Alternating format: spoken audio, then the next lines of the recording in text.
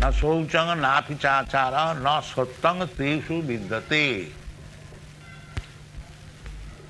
This is a verse from 16th chapter of Bhagavad Gita, where the Lord is describing the symptoms of the demons.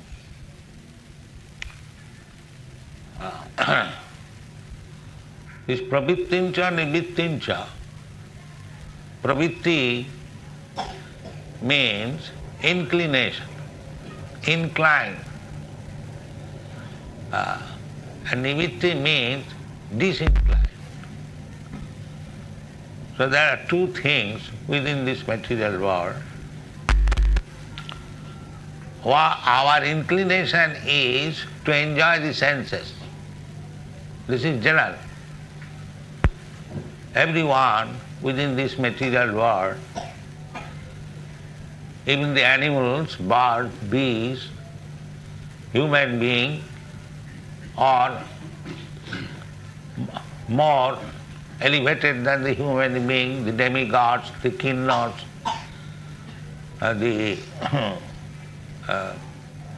many other higher types of living entities. There are different grades of living entities, 8,400,000 different bodies. So, what is their pravitti? Inclination. The inclination is attraction of man and woman. This is the central point of attraction. Pumsang striya mithuni bhavametat. The whole material world is existing on this point, sex, man and woman. So this is pravitti marga. And nivritti marga, just to stop it. This is called nivritti marga. We are within this material world on account of this pravitti, sense enjoyment. Those who are inclined to sense enjoyment and do not care to know what is the aim of life, they are called asuras. And those who are trying to avoid the entanglement of this material life and revive the old original life. The original life means Kṛṣṇa conscious life. Because we are part and parcel of Kṛṣṇa, our original consciousness is that I have got intimate relationship with Kṛṣṇa as his part and parcel. That is Kṛṣṇa consciousness. And my conception is the bodily conception that I am this body, I am born in this country, therefore I belong to this nation, I belong to this community, I belong to this family, I belong to this species. This is called pravitti marga. This is scientific division. Pravitti marga, nivritti marga. Why it is scientific? Because this is the fact. Science means fact. I am not this body. I am spirit soul. That is, and it's just like a man suffering from some disease. So that is not his normal life, to suffer from some disease. Normal life is to keep healthy life. No disease. That is normal life. So, in order to keep to the normal life, we must know how to cure the disease.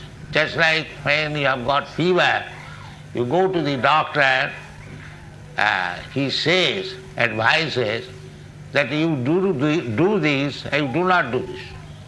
The do not do this means nivritti-marga, and do this pravritti-marga.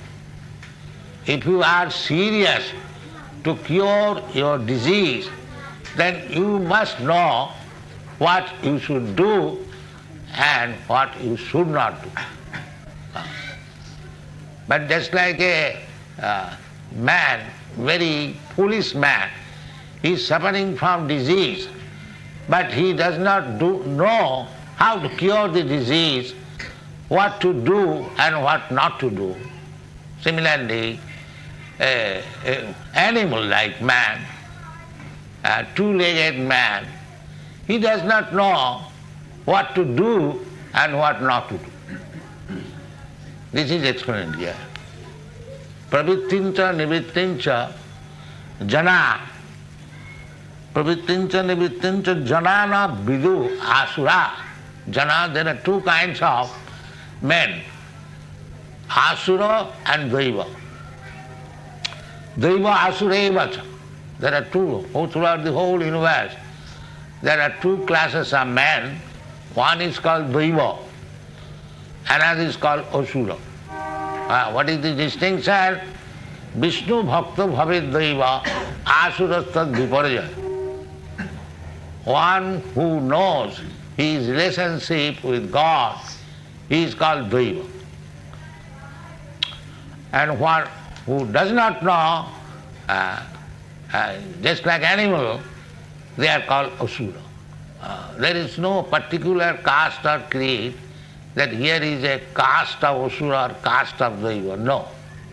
Anyone who knows what is God and his relationship with God, sambandha, and then work according to that relation and achieve the goal of life, he is called daiva or devata. And one who does not know this, what is the goal of life, what is God, what is my relationship with God, is asura.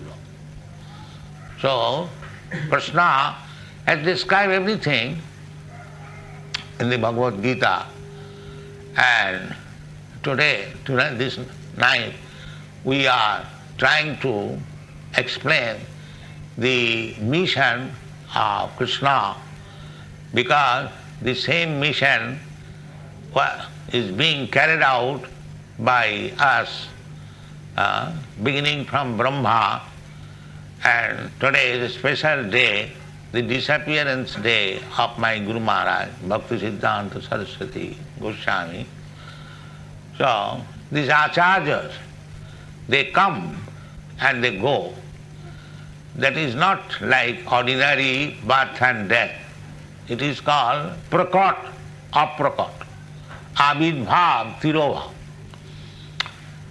So, even ordinarily, nobody takes birth or nobody dies. Na jayate na mriyate va kadachit. Now what to speak of the acharyas or Bhagavan. Nobody, living entity, living being, God is the supreme living being, and we are subordinate living beings. Both of us, we are living beings. So what is the difference between the two kinds of living beings? The difference is that the one, God or Kṛṣṇa, he maintains all other living beings.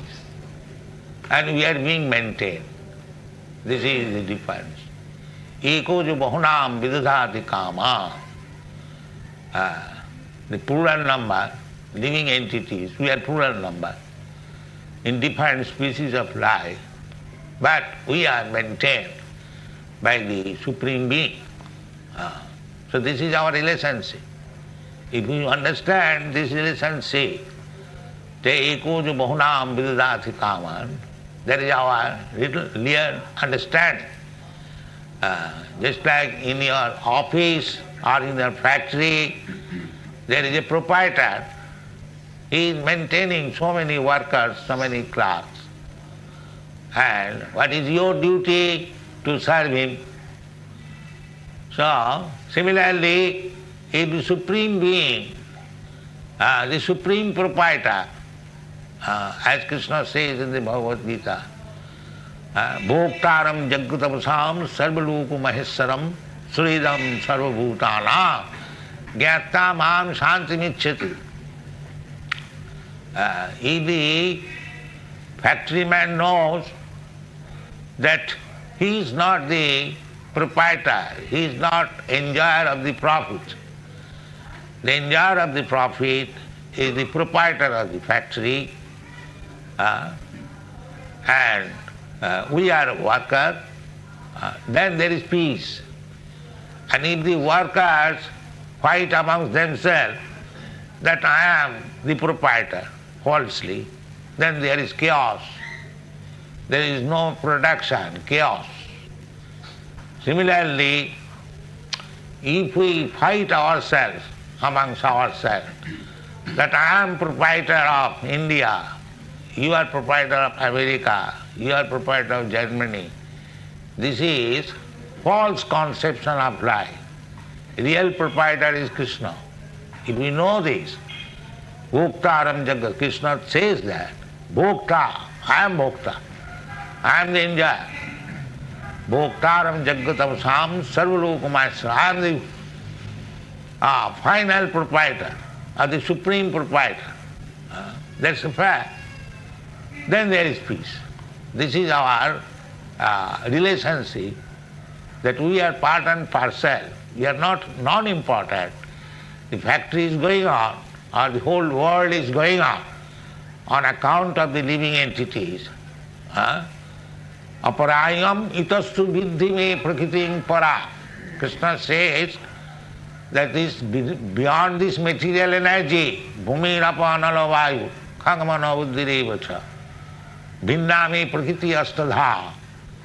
These 8 kinds of prakriti, they are my separated energy, but there is another superior energy, idaṁ dhārjate jagat. Aparāyam itastu viddhi me prakritim. That's like the same example. In the factory, there are ingredients and there are workers.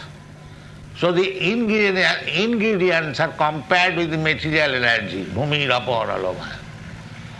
They are also the property of the proprietor, and the worker also property of the proprietor. But the workers, because they are living beings, jīva-bhūta mahābhāva, idaṁ dhārjate jagat, those who are working for development of this material world. The same example. So, this is knowledge. We should understand that everything belonging to the Supreme Personality of Godhead, nothing is manufactured by us. So, he is the proprietor, but because we are his sons, we have got the legal right to enjoy the property of the father. That is all right. This is real communism.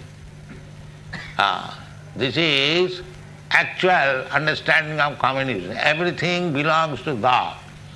Just like the communists, they are thinking everything belongs to the state and the citizens must work and enjoy. So, our philosophy is the same. Only difference is that they are ignorantly accepting the state is the proprietor. No, if they accept God is proprietor, Kṛṣṇa is proprietor, then communism is very perfect. That is missing. That is missing. Actually God is the proprietor. What is the state? That is artificial. This state, American state or African state or Russian state, these are artificial. Actually the land belongs to God. We have demarked, this is India, this is Russia, this is America. That is the beginning of spiritual education. To understand this fact, īśāvāsyam idaṁ sarvam kiñcid jagatyāṁ jagat tena tyaktena bhuñjīthā gṛdha kasyasvid dhanam This is real understanding. Everything belongs to God. īśāvāsyam, idaṁ, sarvam. Everything. And tena tyaktena bhuñjīthā. Whatever He gives you as prasādam, just like our principle is that we are working for Kṛṣṇa. This is real philosophy. Every one of us, one who is offering ārati, he is also working for Kṛṣṇa, and one who is building this construction temple, he is also working for Kṛṣṇa. So as worker for Kṛṣṇa, there is no distinction. Variety of service.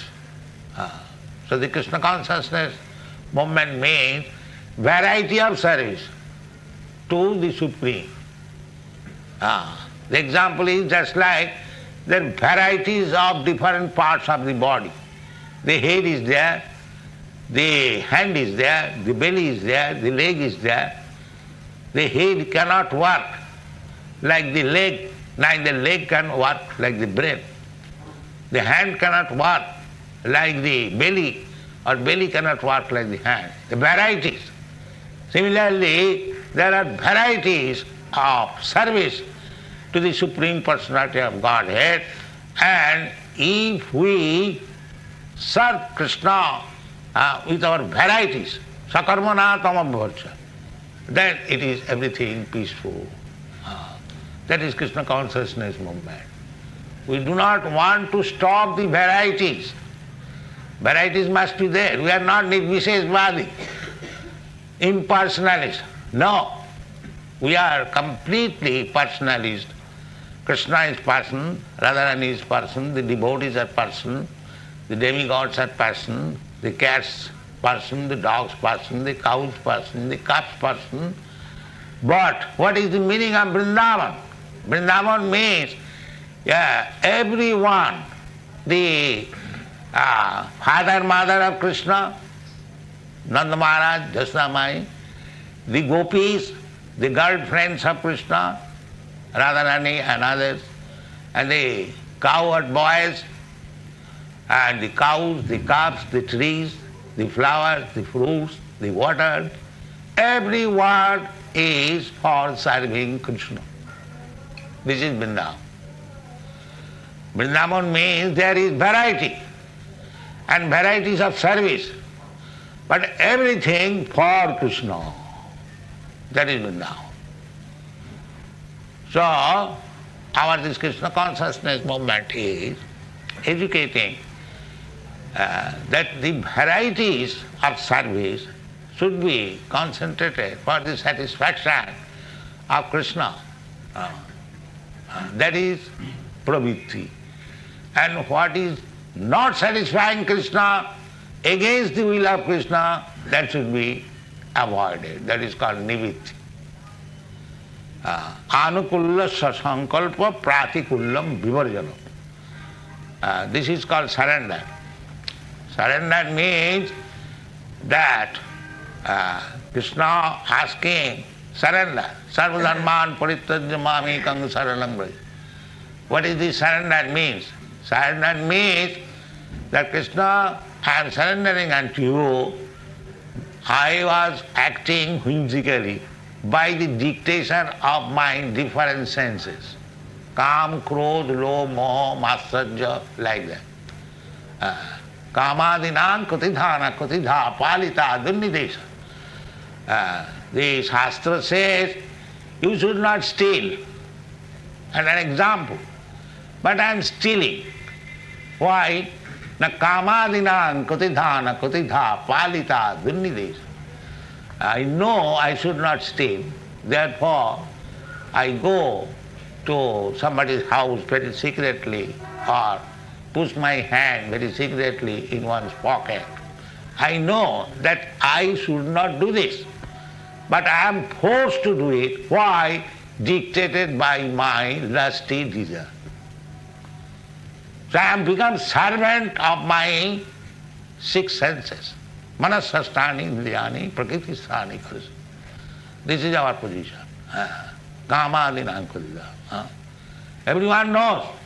A thief knows that if he commits theft, he will be punished either by the police or by the laws of God. Everyone knows. But he still commits theft. Why? This is dictated by the lusty desires. So pravritti means we are dictated by our kama, krodha, lobha, moha, matsarya, and we should agree to be dictated by Kṛṣṇa. That's all.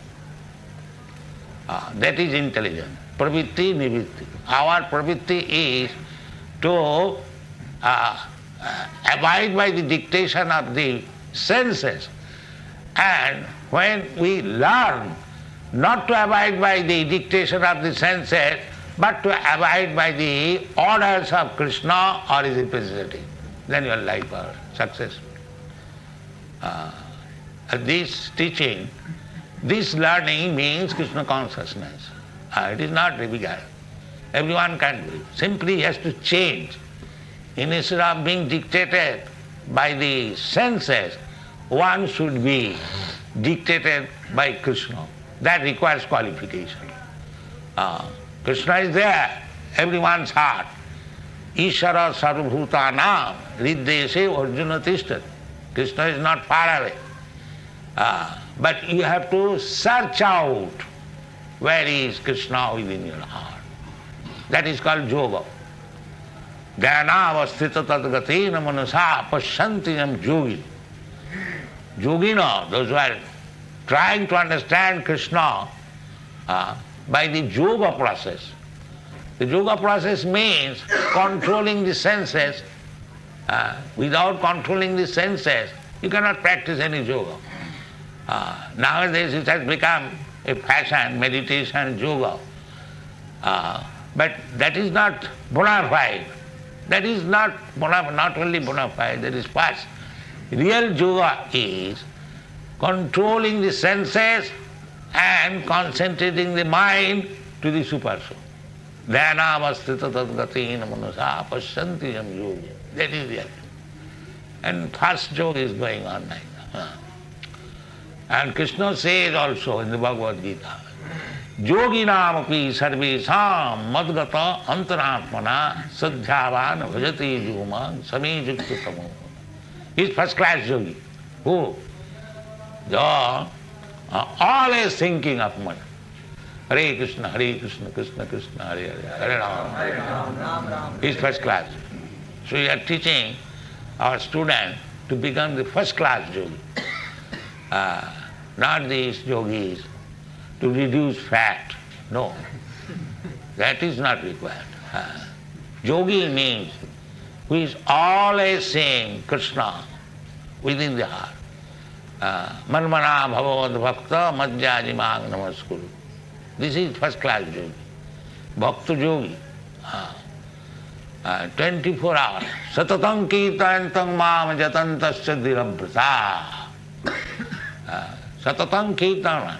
You have to fix up your mind in Kṛṣṇa by the process of chanting his glories. Satatam kirtantam mam. Not otherwise. Mam, Kṛṣṇa. So people do not understand this. What he should do, what he should not do, pravritti nivritti. Because he cannot distinguish, therefore he is asura, demons or atheists. So if we analyze the modern people throughout the whole world, you will find 99.9% all asuras. But this Kṛṣṇa consciousness movement is so nice. That is invented. Not invented, it is there in the Vedic literature. Kṛṣṇa Chaitanya Mahaprabhu, he has given us this process of realizing Kṛṣṇa and becoming expert in understanding what we should do and what we should not do. Pravritti nivritti. And therefore, if we know that we should not do this, we should do this, then we become immediately devata. And if we do not know what we should do or what we should not do, then we remain asura. It is not that because one is asura, he cannot become a devata. A asura can become devata, provided he knows these two things, pravritti and nivitti. So pravritti, we have got, just like we have got tendency, some person at the present moment, to smoke. This is pravritti. But we say, don't smoke, nivitti. And to drink, that is pravritti. Everyone, even the ant, he is also drunkard. They are scientifically studied. The ants are very much fond of intoxication. Therefore they eat sugar. In the sugar there is liquor. So the loke bhavayami samudra seva nityastu jantu. Every living entity has got this tendency. Bhavaya. Bhavaya means sex life. Amisha, meat eating. And mudda, liquor. Natural tendency. Therefore, the country where these things are indulged without any restriction, that is asura, the country of the asura. So, especially in the Western countries, now we have also learned. In India, either Hindus or Muslims, drinking was a sin. Now we have got very easily available liquor. Every door there is a shop, and every door there is meat shop. So India, there was a time that they are all devotees. Now we are imitating the asuras. On the other hand, the boys and girls from the asuric country, they are becoming the devotees, devotees. So there is no exclusive right for a country to become devata or demon. A demon can be turned into devata, and devata can be turned into demon, provided he does not follow this pravritti nivitti. What is pravritti marga? Pravritti-reshaṁ bhūtānāṁ nirvitteṣu mahāphalam. That is life. I want to smoke, I have got tendency to smoke. Pravritti, this is pravritti-reshaṁ, everyone has got. But if you can stop it, then your life is successful. Nivitti. Therefore, this nivitti means tapasya. If I am habituated to smoke, if I am habituated to illicit sex life, if I am habituated to intoxication and gambling, etc., this is my pravritti. But if we can stop it by practice, that is called tapasya. And human life is meant for this tapasya. Tapo dibbang putraka jena suddheta satya. Rishab instruction. My dear sons, you practice tapasya. This human life is meant for tapasya. I have got tendency to do this, but that will not help me. That will degrade me. So tapasya means, instead of being degraded, being elevated. This is called tapasya. Tapo dibbang, this human life is meant for this purpose, to practice tapasya or to practice nivitti. Then our life is successful. Tapo dibbang putanga. Why tapasya? Why nivitti? Jena suddheta satta. Satta means here existence is not impure. Impure means that you are eternal. Na hannate hannamane sarire. You do not die after the annihilation of this body, but I am subjected to repetition of birth and death in different species of life. This is my disease. It is not pure condition of life. Pure condition of life, as it is stated in the Bhagavad Gita, jagatyāṁ nivartanti tadhāmo paramam. Māmupeta kaunteya dukkhalayam sarvam napnuvanti mahatmana sanghasiddhim paramāṅ gataha. That is pure life. If you go to the spiritual world, to Vaikuntha loka, Krishna's loka, then you get your original, eternal Satchitananda Vigraha, live there eternally, just like Vṛndāvana. They are always with Krishna, enjoying life. This is nimitti marga. So there is a life, eternal life, very blissful life, full of knowledge. If we want to go back to that life, back to home, back to Godhead, then we must practice this pravitti nivitti marga. So our Krishna consciousness movement is teaching this pravitti marga and nivitti marga, both. You do not do this and you do this.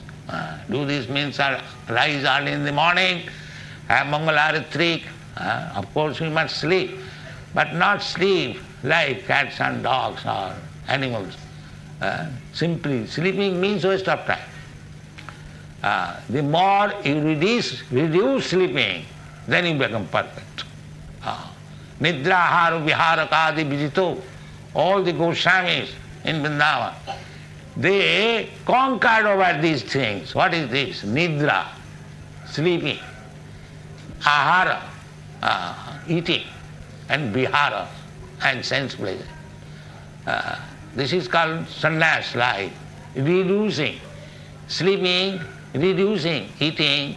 This is pravitti marga. We think if I can eat voraciously like an elephant, then my life is successful. No, that is not success life. If you can live without any food, that is success. That is success. This is called nimitti marga.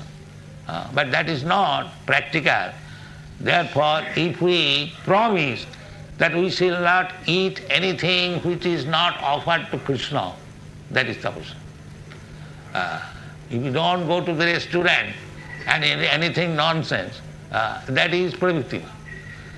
But if you want to stop that restaurant going, then you take Kṛṣṇa prasādam, Kṛṣṇa baro dayamaya kari bhare jiv bhajaya, sab prasad anna dilo bhai. Kṛṣṇa is ready. So many nice palatable dishes you take and stop this restaurant going. This is Krishna's patram pushpam phalam toyam jumi bhaktapi dicchati. Krishna does not say bring something from the restaurant or this or that. He says patram pushpam phalam toyam jumi bhaktapi dicchati. Anything, little leaf, little flower, little water. Krishna is not hungry, but Krishna is so kind that he has come to you so that you can touch him, you can dress him, you can decorate him, you can offer him, you can deal with him as servant, as friend, as son, as lover, in so many ways. Krishna is giving you a chance. So, in the Kṛṣṇa in the beginning, it is not that Kṛṣṇa beginning. If anyone immediately becomes so advanced, it is not advancement, it is foolishness. Just like somebody, they declare that Kṛṣṇa is everywhere. Why should he go to the temple? That if Kṛṣṇa is everywhere, he is not in the temple. What is this argument? If Kṛṣṇa is everywhere, he is also in the temple. But in the temple, I worship directly, and what is the utility? That Krishna is everywhere. I am not so advanced that I can see everywhere Krishna. Who can see Krishna everywhere? That is very advanced stage. Premanjana churita bhakti vilochanena santas sadaiva hridayeshu vilopayati. If you become so advanced that you cannot live without Krishna for a moment, then Krishna is everywhere. Where is that? Don't. Where is that training? Where is that advancement? Even if I try to meditate, I meditate upon my wife, upon my children, upon my business. This is not the stage of seeing Krishna everywhere. That requires training, that requires advanced knowledge. Praying. Krishna is so kind. If a devotee cannot live for a moment without seeing Krishna, He is visible everywhere. Not for the neophyte devotee. So there are different stages. This is not fact that Kṛṣṇa is within your mind, therefore you should not go to the temple, you have become so advanced. No. Better go to the temple and see Kṛṣṇa. Kṛṣṇa is not different. Arche siladhi guru gatse Vishnu siladhi guru su naramati. Do not consider that here is a stone, Kṛṣṇa. Kṛṣṇa is everything. Stone is also Kṛṣṇa. Simply, you have to be qualified how to talk with stone Kṛṣṇa. That is your qualification. You have to qualify yourself. Otherwise, Kṛṣṇa is stone, Kṛṣṇa is water, Kṛṣṇa is sky, everything. So, this is the philosophy. Kṛṣṇa says, bhūmirāpa nalo bhāgo kham buddhi manarevata. I am everything. That's a fact. So, why do you say there is stone Kṛṣṇa? Kṛṣṇa is everything. If you have got that eyes to see, you can see Kṛṣṇa everywhere and everything. So this is the beginning. Therefore, you require pravritti nivitti to understand how you should think, how you should live, how you should eat, how you should sleep. This training is required. Why it is required? Because to get out of this material bondage, where the birth, death, old age, disease is compulsory. If you want to avoid this, because you are eternal, na hannate hannamane sarire, why don't you think that if I am eternal, why am I accepting birth, death, old age and disease? This is intelligence. Athāta brahma jignāsa. This is Vedanta Sutra. Now you should inquire how you can get out of this material and time. So my Guru Maharaj, in the parampara system, Kṛṣṇa comes also that jada jada hi dhanmasya glani bhavati bhārat. This is dhanmasya glani. One does not know what is his duty, aim of life. Everyone, 99%. This is dhanmasya glani. Tadatmanam sijamaham. To teach the rascal people to understand what is his duty, what is his aim of life. So not only Kṛṣṇa comes, but his representatives also come. Kṛṣṇa is so kind, he leaves book, he leaves his representative, he comes himself. In so many ways, he is trying to give us the benefit. But we are foolish persons, asura. We do not take the advantage and continually suffer. Mūra janmani janmani. Birth after birth we suffer. So this Kṛṣṇa consciousness movement is so beneficial that it wants to benefit the whole human society. How to stop this process of repetition of birth, death, old age and disease. So my Guru Maharaj also came for this purpose, and we are also trying to follow his footsteps, and we are teaching our disciples to do the same thing. Evaṁ parampara praptam, imang raja sayo vidu. So this is not a new movement or some invented ism. It is the old, at least for 5,000 years. What Kṛṣṇa spoke, the other followers also spoke the same thing, and we are also speaking the same thing. It is up to you to take advantage of it or not. Thank you very much.